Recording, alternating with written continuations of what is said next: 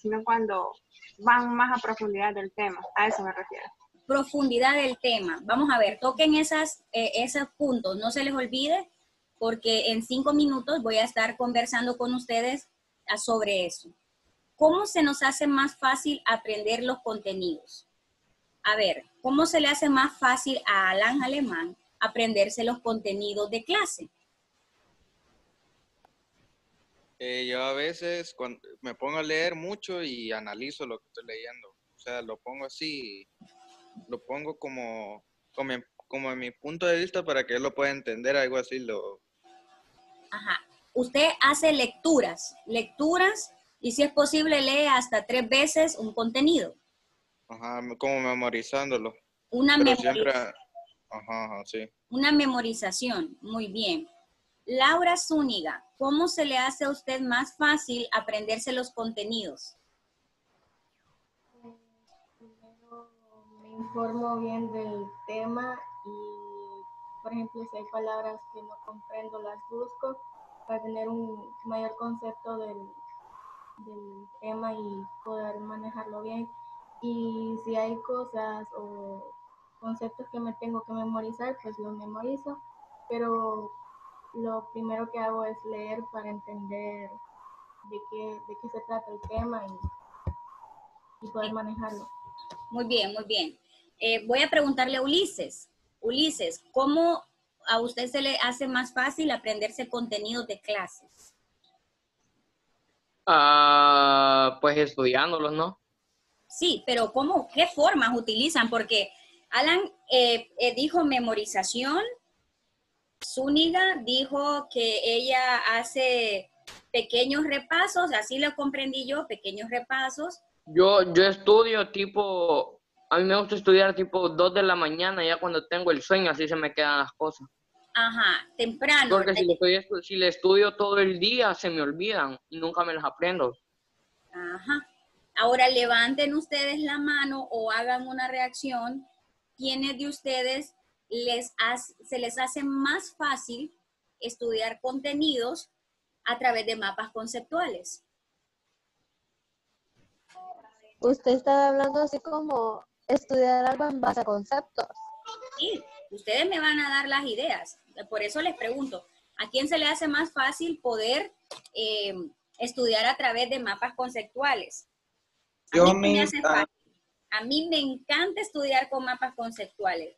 ¿A quienes les gusta o se les hace más fácil aprender con imágenes? Con imágenes.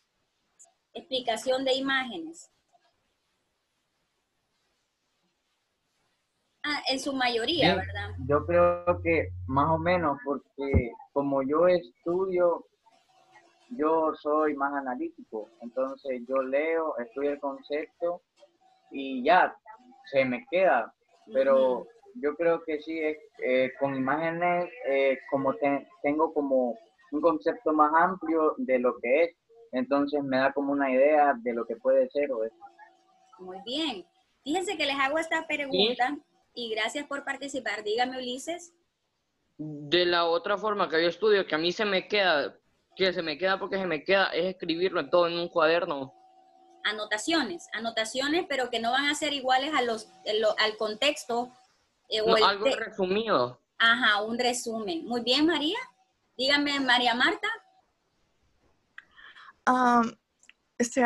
Bueno, desde mi punto de vista, estudiar con imágenes es súper confuso porque tienen diferentes interpretaciones según lo que la demás gente puede ver. Entonces, a mí se me hace súper confuso estudiar con imágenes.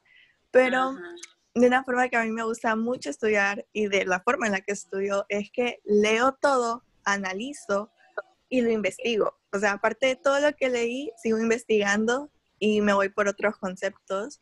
Y lo estudio bajo presión o hago cosas bajo presión porque si lo dejo como, ay, tengo tiempo, nunca lo voy a hacer. Sería interesante como que todos hiciéramos una breve composición, ¿verdad? De las maneras como tenemos todo. Miren, yo soy de mapas gráficos. Yo con un gráfico rapidito, les digo que yo leo 4 cositas del gráfico y hago una gran plenaria de un gráfico. Se le hace dificultoso a la mayoría porque de acuerdo a la percepción. Estilos de aprendizaje podemos tener estilos auditivos, aquel que solo aprende escuchando, visuales, el que viendo una imagen, pues y automáticamente aprende exagerado. Y están los kinestésicos, que son los movimientos. Ahorita he estado yo haciendo una mini comparación y una pequeña investigación de los estilos de aprendizaje de los estudiantes con este método que tenemos ahorita de poder estar en pantalla, ¿verdad? No todos tienen la capacidad de estar escuchando tantas clases y no todos. Tenemos que crear formas para hacerlo. Miren, el tema de hoy no es específicamente los estilos de aprendizaje, pero ustedes van a ver que eso va. Es la metacognición y es una palabra bastante rara, pero es hermosa en psicología. La metacognición, cómo nosotros aprendemos, cómo el aprendizaje en nosotros está siempre y cómo nosotros podemos valorar nuestras formas de pensamiento, porque cuando nosotros introducimos una información a nuestro cerebro, llámese contenidos textuales, cuando leemos libros, cuando estamos aprendiendo un tema específicamente académico o cualquier cosa que nosotros vamos a procesar información en nuestro cerebro, estamos realizando la metacognición. Y van a ver ustedes que el concepto de metacognición es bastante confuso, pero nosotros le vamos a dar otro énfasis. Entonces, por eso les decía yo que vamos a tener diferentes maneras de aprender y ustedes mismos van a darnos esas ideas. Para los que son analíticos, va a haber una forma de cómo analizar contenidos. Y Denis nos daba una forma y él decía, bueno, yo releo. Ulises hablaba acerca de que te escribe el contenido. María Marta dice que ella va hacia otras facilitaciones de otras herramientas que le pueden ayudar. Y ustedes saben que los mapas conceptuales y todas esas son herramientas para el aprendizaje, para que nosotros podamos hacerlo. El resumen, el mapa conceptual, los gráficos, cuando nosotros establecemos contenidos en PowerPoint, los videos, todo eso nos ayuda a facilitar el aprendizaje. Imagínense ustedes leer una historia de literatura, pero ustedes tienen que leer un contenido grande. Lo terminan de leer, pero hay cosas que no quedaron claras, tienen que hacer uso del diccionario, luego bajan a ver un video, luego miran un pequeño resumen. ¿Cómo se llama el pequeño resumen de alguna historia que nosotros hemos buscado? ¿Cómo le llamamos a eso? Ustedes lo tuvieron que haber visto en español. Una zip.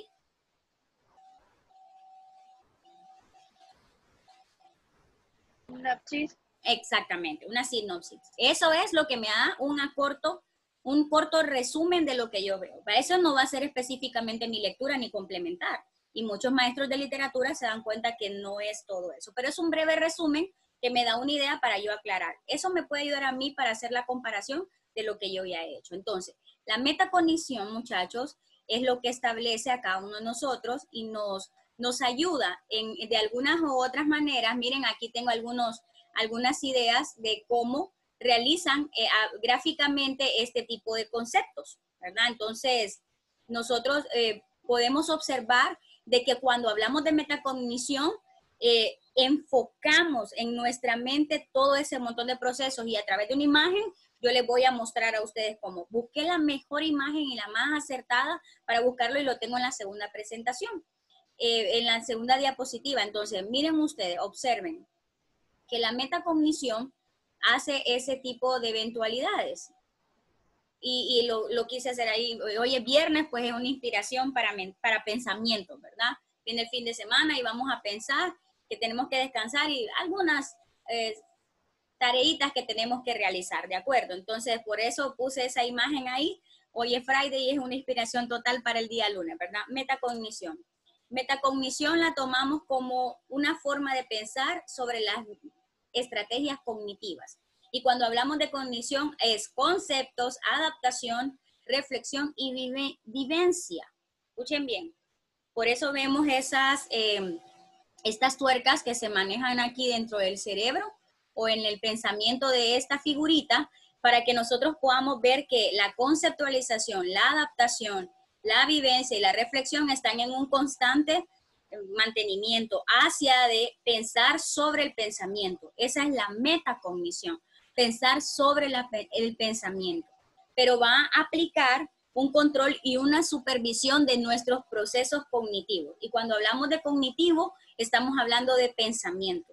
Nunca se les vaya a olvidar que la palabra cognitivo se refiere al pensamiento. Entonces, cuando nosotros estamos creando o estamos pensando, estamos realizando procesos cognitivos de aprendizaje. Al momento de estudiar, también lo hacemos.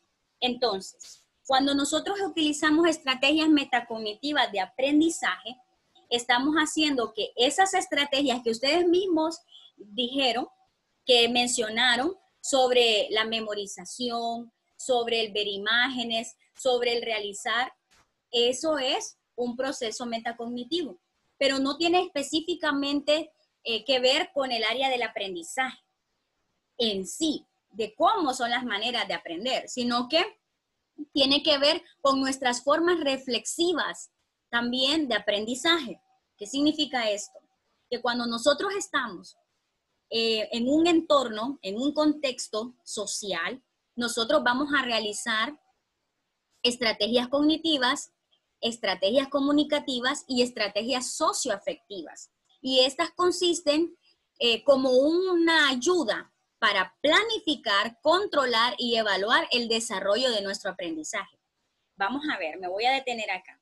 Porque cuando nosotros estamos hablando, muchachos, de aprendizaje, no es solamente contenido. Yo les pregunté cómo ustedes hacen para que los contenidos ustedes los puedan aprender, ¿sí? Pero también hay formas socioafectivas que no necesitamos nosotros estarlas colocando estructuralmente bajo un resumen, bajo un mapa conceptual. Esos son los aprendizajes. Pongo un ejemplo.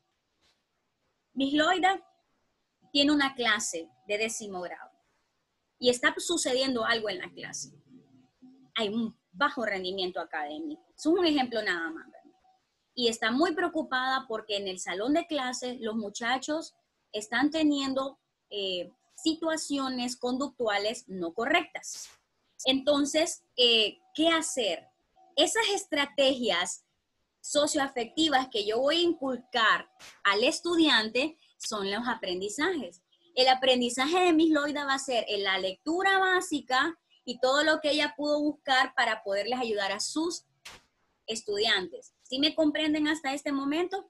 Que nosotros vamos a aprender también acerca de cómo manejar situaciones del contexto. Llámese a esto emociones, experiencias y todo lo que sea relacionado al proceso mental. ¿Por qué creen ustedes que la mayoría de psicólogos utilizan una terapia que se llama cognitivo-conductual? Y la traigo a la metacognición. Porque en la terapia cognitivo-conductual, el paciente desarrolla estrategias socioafectivas, estrategias de escritura, estrategias emocionales que aprende leyendo, aprende de manera dinámica, aprende viendo y luego las pone en práctica. Pero eso tiene que incluirse en el pensamiento. Yo tengo que aprender algo o traerlo hacia una memoria, que en este caso es la mía, y luego hace un proceso y yo voy a desechar sí o no, ¿verdad? Si ustedes miran la película intensamente, se van a dar cuenta fácil de lo que yo les estoy hablando. Ahí hay un proceso metacognitivo tremendo en emociones, en aprendizaje, cuando la niña, que es una adolescente, comienza a experimentar. Ahí es una palabra clave, experiencia. Entonces la metacognición tiene que ver con experiencia, con aprendizaje y con la realidad del entorno en el que estoy. Sigo explicando esto para que ustedes puedan entender, pero creo que sí me ha dado en la comprensión, ¿verdad? Entonces, pero siempre debo planificar, controlar y evaluar. Pasemos a la siguiente. Miren ustedes. ¿Cuáles son estas características que maneja la metacognición? De aprender el pensamiento o pensar lo que yo tengo que aprender a pensar. ¿Verdad que bastante confuso que es? Pero yo no voy, cuando digo metacognición, hablo de cognición, hablo de pensamiento. Y de meta, un proceso metacognitivo. Entonces, el conocimiento metacognitivo hace énfasis en los estudiantes y pensadores. Y esto es una denominación hacia la información. ¿Cómo la voy a procesar esa información? ¿Cómo yo voy a rendir hacia esa información y de qué manera se hace un conocimiento declarativo? ¿Qué significa eso? Que el conocimiento que yo adquiero del medio es un conocimiento procedimental. Cuando hablo de procedimental, hago referencia a que los procesos de las situaciones son diferentes. Eso significa que no todas las tareas van a ser iguales y que para cada tarea yo voy a tener un proceso metacognitivo. ¿Me explico? Por eso les preguntaba yo a ustedes cómo era su forma de contenido, de estudio de contenido.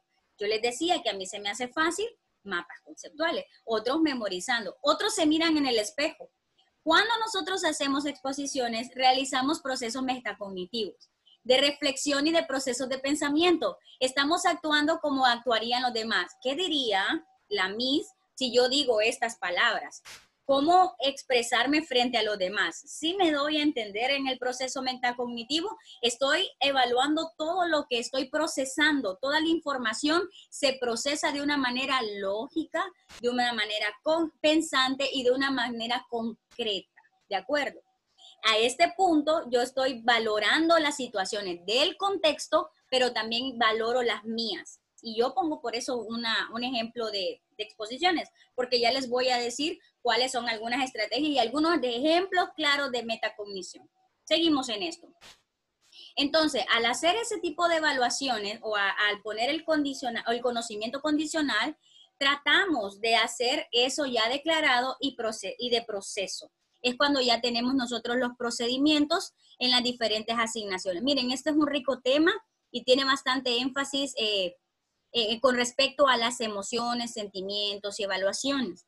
Ahora viene la regulación metacognitiva. Lo primero era cómo yo lo procesaba y la tarea que tenía para hacerlo. Ahora estamos viendo cómo se regulan esas experiencias cognitivas y de aprendizaje.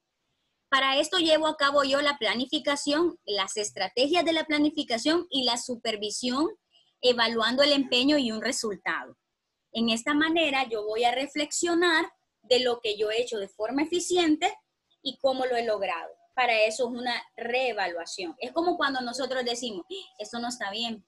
Bueno, y comienzo a pensar en por qué no estuvo bien o por qué mi respuesta no fue correcta. Entonces ahí está la evaluación de las estrategias. Y por último, la experiencia metacognitiva.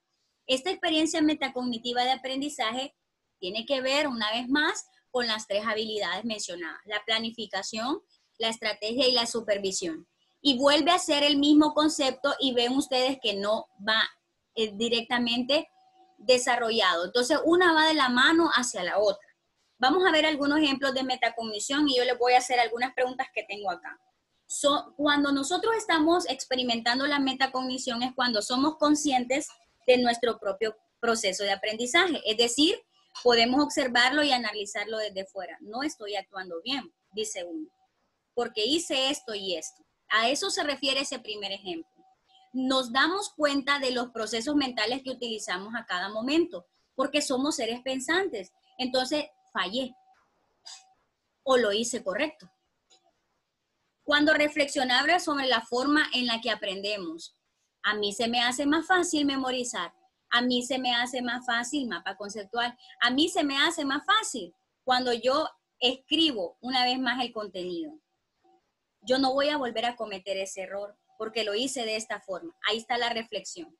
Cuando controlamos el uso de las estrategias de aprendizaje más adecuados en cada caso.